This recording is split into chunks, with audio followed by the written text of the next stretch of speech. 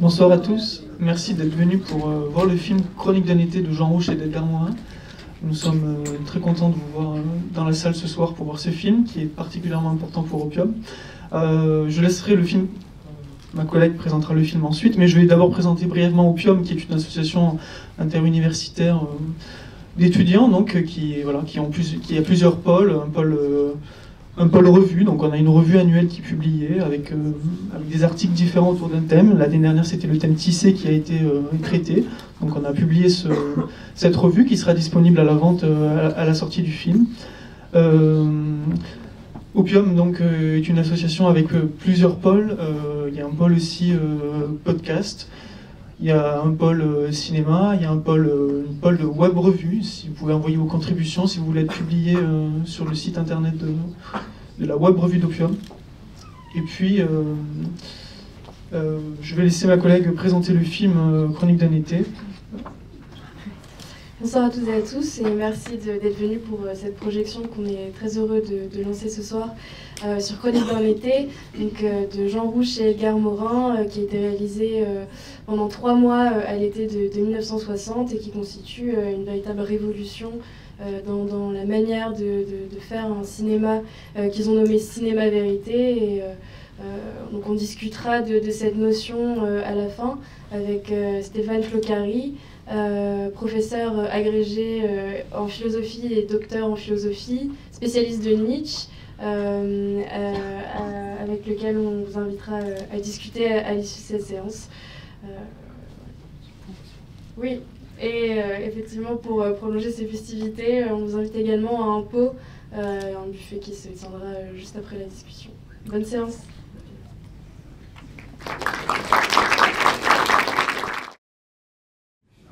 Donc, Chronique d'un été est un objet complexe qui semble échapper à toute définition. Pour Edgar Morin, il est plus qu'un film documentaire, puisqu'il va au-delà de la description, plus qu'un film romanesque, puisque les questions n'ont pas été préparées et le scénario n'a pas été écrit. Il le qualifie de film ethnologique au sens le plus fort du terme. Et ce film a été réalisé en partie grâce à l'intuition de Jean Rouch que cet été 1960 allait faire date dans l'histoire. Et le fil rouge donc, de ce film sont les questions donc, comment vivez-vous et êtes-vous heureux? Et malgré la divergence des expériences politiques, amoureuses des personnages, ou bien des enquêtés, nous discuterons de cette ambiguïté de leur rôle, ils se rejoignent tous sur une déception commune face à la vie. Et à la question vertigineuse « Êtes-vous heureux ?», on observe une constance dans leurs réponses, celle d'un presque.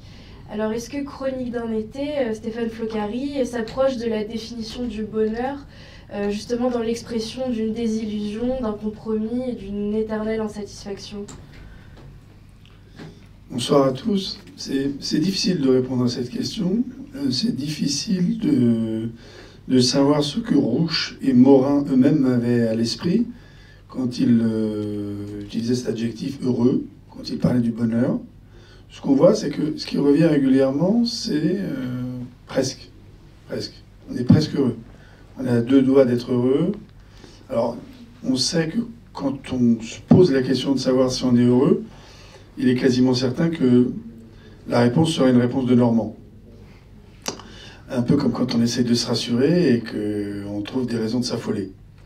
D'un côté, quand je me demande si je suis heureux, je me dis ça va, je mange, j'ai des vêtements, j'ai un toit, j'ai un boulot, j'ai un compte en banque, je peux partir en vacances, des fois même j'ai une voiture, enfin, etc. Je sais quoi. Aujourd'hui, c'est même plus un symbole du bonheur ou de la réussite. Et puis d'un autre côté, je me demande, mais le bonheur, c'est aussi quelque chose que j'interroge de façon très intime, très personnelle. Il y a dans le film une intention, pas simplement sociologique, mais on voit que Marceline, elle travaille dans quelque chose qui à l'époque était très en vogue et qui aujourd'hui s'est un peu dissous. Elle fait des études psychosociales. C'est-à-dire qu'à l'époque, on ne séparait pas ce qui pouvait se passer dans le psychisme d'un individu et sa position dans la société, son rôle dans la société, sa fonction, son horizon social, son ancrage social, son extraction sociale. Alors, c'était peut-être un peu intempestif, mais moi je pense à quelqu'un qui à l'époque était professeur à la Sorbonne, justement, qui est Vladimir Jankélévitch, et je pense que dans ce presque, il aurait mis tout. C'est-à-dire que, voilà, c'est quoi le bonheur? C'est un presque rien, c'est un je ne sais quoi. C'est précisément quelque chose que nous ne savons pas définir, sinon rétrospectivement, à tel moment j'étais heureux, là, où je me sens à un moment heureux, mais si je me sens heureux, j'ai pas besoin de le dire.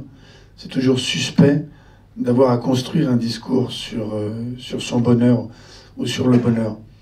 De même, je crois qu'il est toujours compliqué d'essayer de construire un discours sur la vérité, parce que la vérité est elle-même un discours. C'est-à-dire que, si on prend la définition philosophique traditionnelle de la vérité, je mets les pieds dans le plat, hein, la vérité c'est une adéquation, c'est une conformité, une correspondance entre d'une part un discours, ou ce que l'esprit est capable de produire, et puis le réel, les choses. Adéquatio rei et intellectus. Hein, depuis saint Thomas d'Aquin, pense ça, mais même on peut faire remonter la théorie de l'adéquation et de la conformité même à Aristote. Bon, tout le problème du film, c'est qu'on voit qu'il court après la construction d'une vérité qu'il assume et qu'il n'assume pas. Moi, ce que j'observe à la fin du film, c'est que les gens l'applaudissent. Je suis pas sûr que tous les films qui passent dans cette salle soient applaudis. Comme si les personnages de ce film, comme si même ceux qui l'ont réalisé, avaient été présents là réellement, comme s'ils avaient été là, comme si ça avait été une histoire vraie.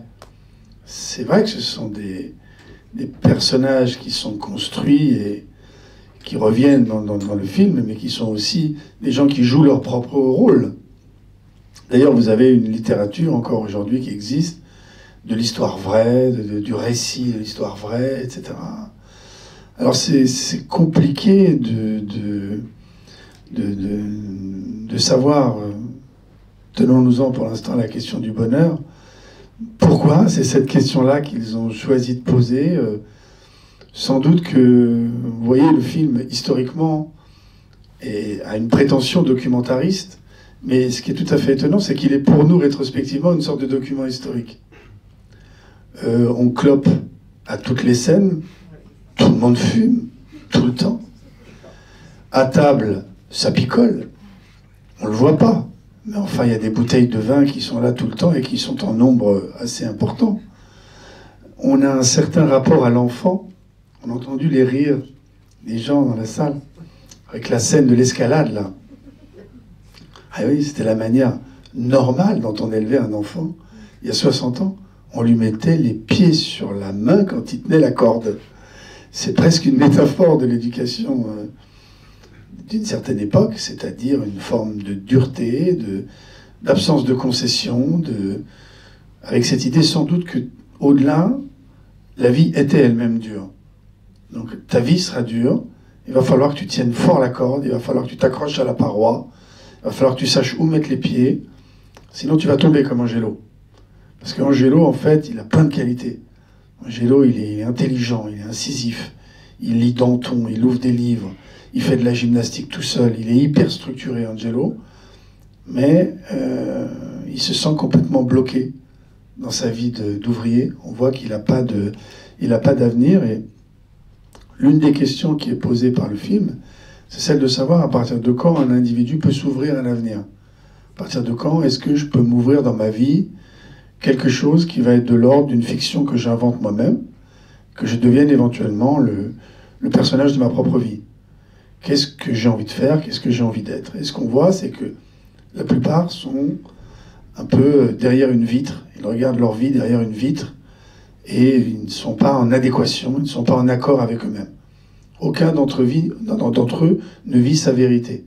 Peut-être que l'une des idées du film, c'est que le bonheur, c'est quand je vis en adéquation avec moi-même, quand je trouve ma vérité. Et cette question du bonheur, je pense qu'historiquement, elle ne surgit pas par hasard dans l'intention de Rouch et de Morin. On est au lendemain de la Deuxième Guerre mondiale, Donc on est quand même entré dans l'ère atomique. Les camps de concentration sont passés par là, ils sont évoqués à travers ce numéro sur le bras de Marceline, qui manifestement n'est pas encore devenu universel, puisqu'un Africain, deux Africains même, ne le reconnaissent pas. Et puis on est en pleine guerre d'Algérie, qui ne se dit pas, mais qui se dit sans se dire, et qui est là, qui est présente. Donc on est dans un mouvement aussi de décolonisation, qui montre que la violence de la guerre n'est pas partie, et qu'elle est encore très diffuse dans le corps social, à travers, je pense, l'autre grande question, notamment de la première partie du film, qui est la question du travail, en fait. La question de la place du travail, du rôle du travail. Alors, Morin, je ne peux pas dire si Morin était encore là. Morin est encore là. C'est incroyable, c'est merveilleux. D'ailleurs, quand on voit ce qu'il dit de l'amour, de la vie, de la pensée, etc., il est encore plein de sève et plein de vie. Il tweet encore, n'est-ce pas ?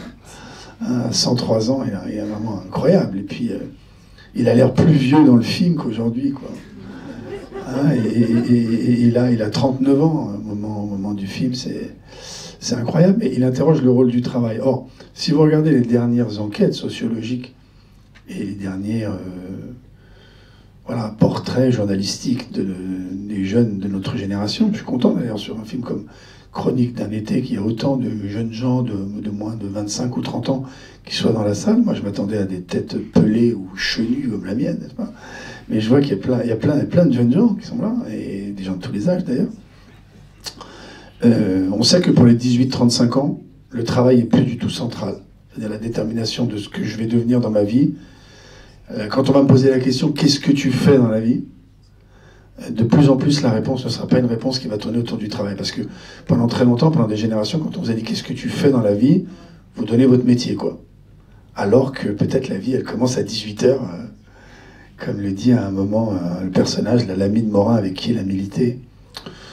Donc, le film regorge de choses qui, étonnamment, 64 ans, 65 ans après, nous parlent d'une époque, et voilà, c'est un film, je crois encore, la réaction de la salle l'a montré ce soir, qui nous parle encore beaucoup.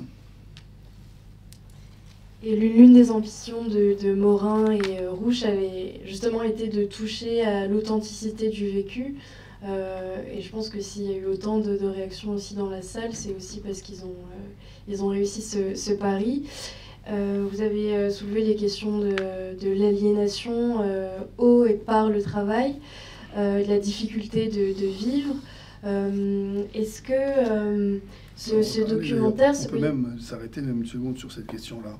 Parce que je sais que vous vouliez m'interroger là-dessus, oui, sur la question de l'aliénation. Exactement. Est-ce qu'on peut convoquer des auteurs aujourd'hui ? Est-ce que ce film, même s'il est formé d'un ensemble de mosaïques, puisqu'il a été tourné sur 3 mois, est-ce qu'on retrouve une progression de la pensée, justement, et des auteurs qu'on peut convoquer par rapport à cette définition du bonheur, du travail, de l'aliénation ? Merci. Oui, très clairement, il y a une certaine veine marxiste quand même dans le film.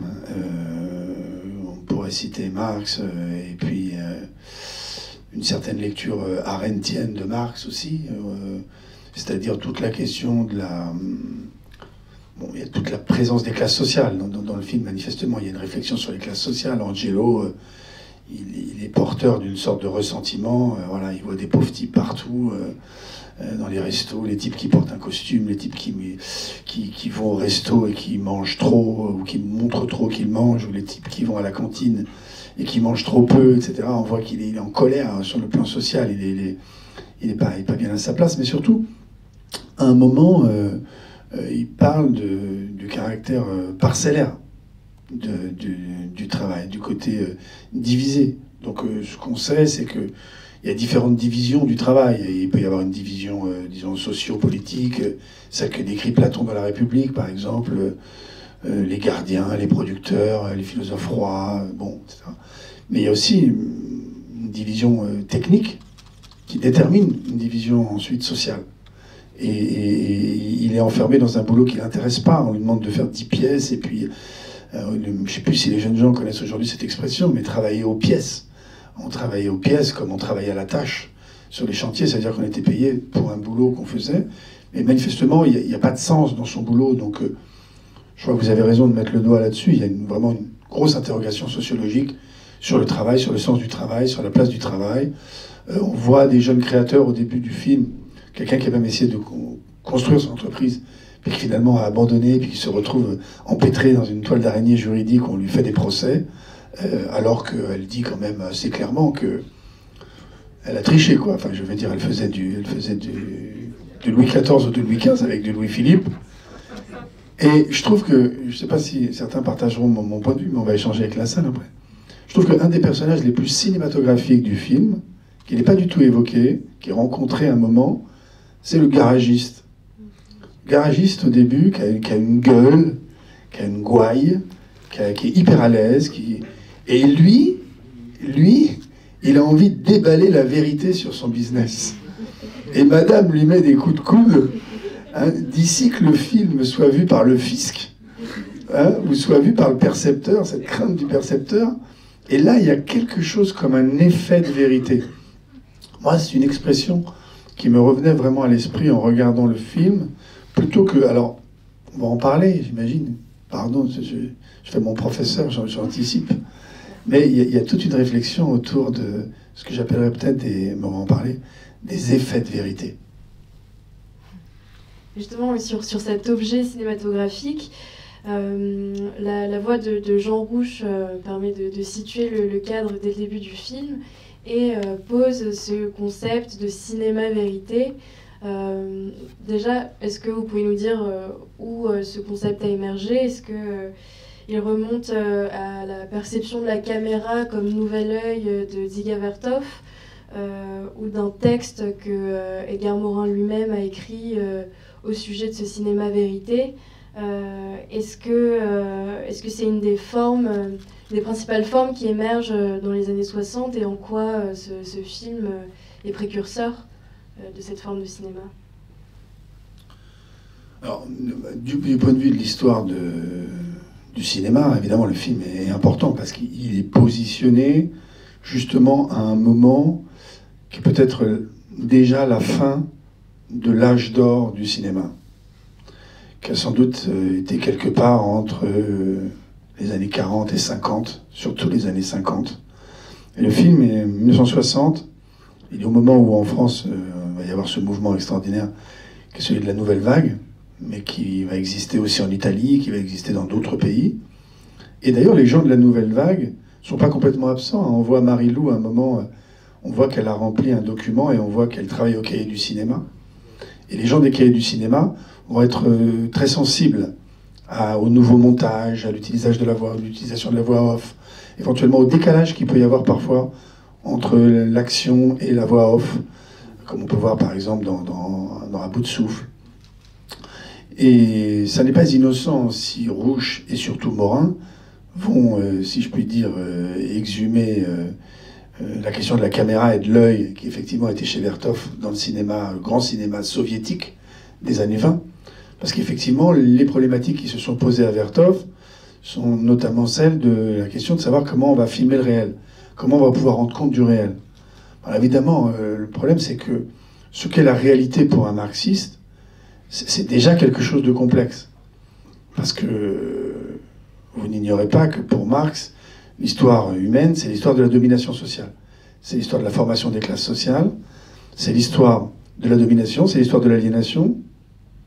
Et en fait, la libération des hommes à l'égard de cette aliénation est le mouvement même de l'histoire. C'est le réel lui-même. Donc Vertov a essayé de filmer dans des actualités dans les années 1920, quelque chose qui lui semble être la captation, non pas de ce que l'œil sensible pourrait voir, sinon ça n'aurait aucun intérêt, il suffirait de sortir dans la rue pour voir le monde. L'idée, c'est que précisément, la caméra va être cette médiation qui va permettre de capter dans le réel ce que notre œil ne voit pas, mais qu'il peut voir à travers l'art. Et Paul Klee disait pas autre chose quand il dit que l'artiste, le peintre, c'est quelqu'un qui a pour vocation de rendre visible l'invisible. Donc il s'agit de rendre visible ce que nous ne voyons pas. Et vous voyez, nous l'avions sous les yeux, la vie, nous avions sous les yeux des êtres, et à la fin du film, ce qui est quand même un petit coup de génie de la part de Rouch et de Morin, parce que leur œuvre est vraiment belle de ce point de vue-là, c'est de les amener dans une salle de projection, de finir la projection et de leur dire, alors, qu'est-ce que vous en pensez maintenant? Et on voit qu'ils ne sont pas du tout d'accord. Et ce désaccord fait partie du film lui-même, bien sûr, puisque ce désaccord est peut-être même l'objet du film. Le désaccord que nous pouvons avoir à l'égard du monde, et que peut-être, normalement, le cinéma suspend. La scène finale entre Rouch et Morin indique très clairement ce que nous attendons d'un film. Qu'est-ce que nous attendons d'un film? Quand nous regardons d'un film, nous attendons de voir des gentils, des méchants, des gens qui souffrent, des gens qui luttent. Ce sont les mêmes, dit Victor Hugo d'ailleurs. Ceux qui vivent sont ceux qui souffrent, ceux qui souffrent, ce sont ceux qui luttent. Donc, voir des gens qui souffrent, qui luttent, qui essayent, à partir de motivations, de terrains d'action différents, de cohabiter, de coexister. Alors évidemment, dans un film de Kurosawa ou dans un film de Kubrick, ça ne se passe pas du tout de la même façon. Mais justement, là, il y a une espèce d'impossibilité de tenir la question pour régler dans le film, parce que chaque personnage et chaque figure qui intervient dans le film a elle-même une certaine conception d'elle-même et une certaine conception des autres personnages et des positions des autres personnages. Ce qui veut dire qu'on aperçoit Régis Debray, vous avez reconnu le tout jeune Régis Debray, à l'intérieur qui fait des remarques d'ailleurs très justes sur Marie-Lou, hein, et il dit des choses qui sont, comment dire, extrêmement fines. Mais on voit comment il est presque choqué à la fin de voir que les gens n'arrivent pas à un accord. Donc, ne sait pas dégager une vérité indiscutable du film. Et la notion même de cinéma se trouve bousculée, comme si d'un cinéma vérité, on en était passé à une interrogation sur l'impossibilité de la vérité du cinéma. Et justement, est-ce qu'il y a vraiment possibilité d'un cinéma vérité, ou par le dispositif cinématographique même, celui du cadrage, du réel, de la sélection d'un ensemble de séquences, Edgar Morin parle d'une mutilation de toutes les heures qu'ils ont dû supprimer, et de cette présence de la caméra qui impose un masque qui permet à la fois de révéler et de dissimuler, comme depuis la tragédie grecque, et qui a un effet directement sur les personnages qui sont pas acteurs mais réels en même temps. Est-ce qu'il y a un cinéma vérité ou un cinéma vraisemblance? C'est très difficile de répondre à cette question. La vraisemblance, c'est ce qui est plutôt recherché dans l'artefact cinématographique classique. Donc on va faire une scène en essayant de la faire ressembler le plus possible à la réalité. Bon. Dans le cinéma vérité, la question c'est, est-ce qu'il suffit d'évacuer la fiction pour qu'il n'y ait plus d'artefacts? La réponse est non. Landry, à un moment, dans la discussion avec les deux enfants, dont l'un est sans doute un enfant de Morin d'ailleurs, Landry est quasiment appelé pour intervenir. Rouch avait fait ce documentaire qui avait eu beaucoup de succès, Moi, Homme Noir.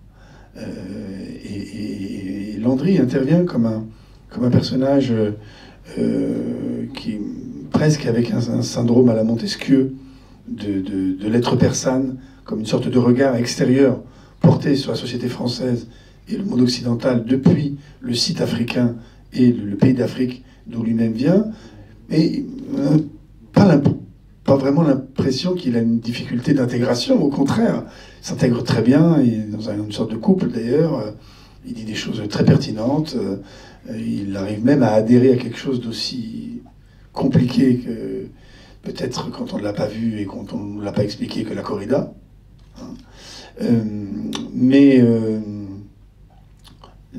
Votre question me fait penser à une chose que disait Stanley Kubrick.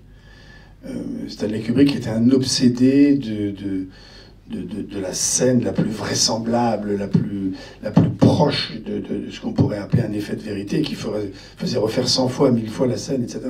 Et Kubrick se plaisait à dire en fait, moi je fais du cinéma parce que rien ne me paraît vrai, ni même réel, tant que c'est pas projeté sur un écran.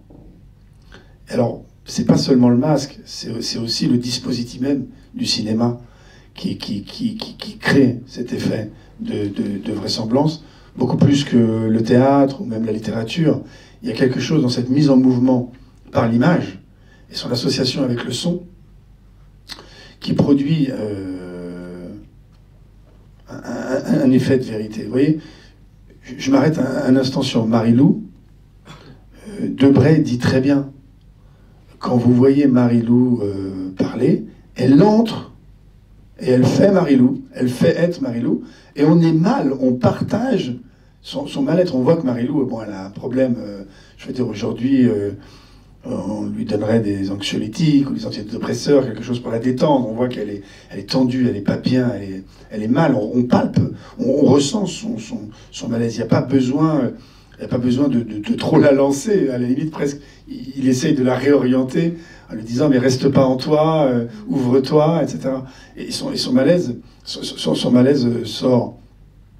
Alors, moi je crois que ça peut surgir du documentaire, c'est ce que je cherchais moi, mais ça peut surgir de la fiction. Par exemple aux États-Unis, quasiment à la même époque, même si ça va être avec un petit décalage de quelques années, mais ça commence dans ces années-là. Je pense qu'il y a quand même John Cassavetes. Et vraiment, John Cassavetes a essayé justement, avec un personnage qui est écrit, mais pas trop écrit, par exemple le personnage de Mabel dans Une femme sous influence, où on voit carrément Gina Roland, à un moment, presque se Marie-Louiser, quoi, sous nos yeux. Merci beaucoup. Si vous avez des questions, des remarques ou...